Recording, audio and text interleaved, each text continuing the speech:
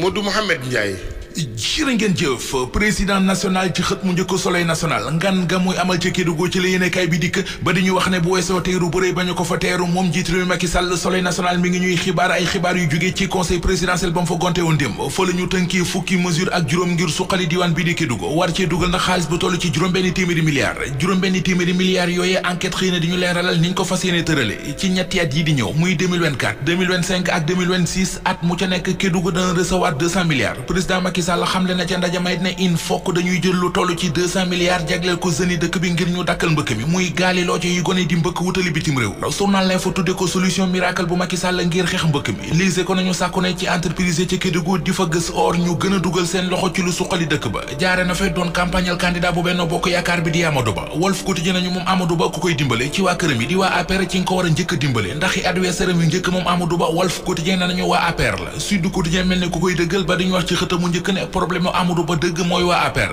Jean-Charles Biagui di enseignant chercheur ci wàllu science politique ci université Cheikh Anta Diop bu Ndakaaru ni ñu ci nekkaay bi moom li mu gis moo di kii di Amadou Ba dafa mel ne kook yaa fi sës moo tax ñu tànn ko li tax ba mbokkam yi yabu ci am mbojjam l'observateur xëy na diñu ko jàngatal nee na dëgg la am na ñu amuk jaaxle ci doxalinam waaye terewul ñi koy song ak di ko ŋàññaka diingat am na ci ñoo xam ne guerre de positionnement moo leen ci dugal am ci ñooñ chantage ginnaaw kàddu yi Souleymane Jules Diop yëkkati woon keroog ak yi Abdoulaye Bibi Baldé yëkkati le témoin mi ngi laaj ndax Amadou Ba mën naa rëñee Macky Sall am kenn ci jege ñaaleem ku leen wax ñoom journal témoin ne bu jéemee dugg ci ab discours de rupture bu boobaa du baax ci moom candidat bu Benno Bokk Yaakaar bi candidat beneen di docteur Babacar Diop maire bu ville bu Kees xëy na séq waxtaan wu yaatu ak journal Le Quotidien borom FDS léegi la wax ma ngi fay fàttali ne candidat la ci élection présidentielle yi ñu jëm te pare na ngir jiite réew mi ay parrainage am mat na mi ngay programme bu mën a suqali Sénégal opposition bi ci réew mi ak ni ñu tasaaroo docteur Babacar Diop ne manque maturité moo leen ko teg firnde li mu ne mooy li xew ci Yewwi Askan Wi ak nañu ko fa jëlee nañ fa jëlee Khalifa Ababacar Sall docteur Babacar Diop doole ci ne li fekk ñoo ngi gis ci réew mi ay histoire yu mel ne yu Mame Mbaye Niang yi ak yu ci mel ne yu Mansour Faye Sénégal du mës a jug ci sous-développement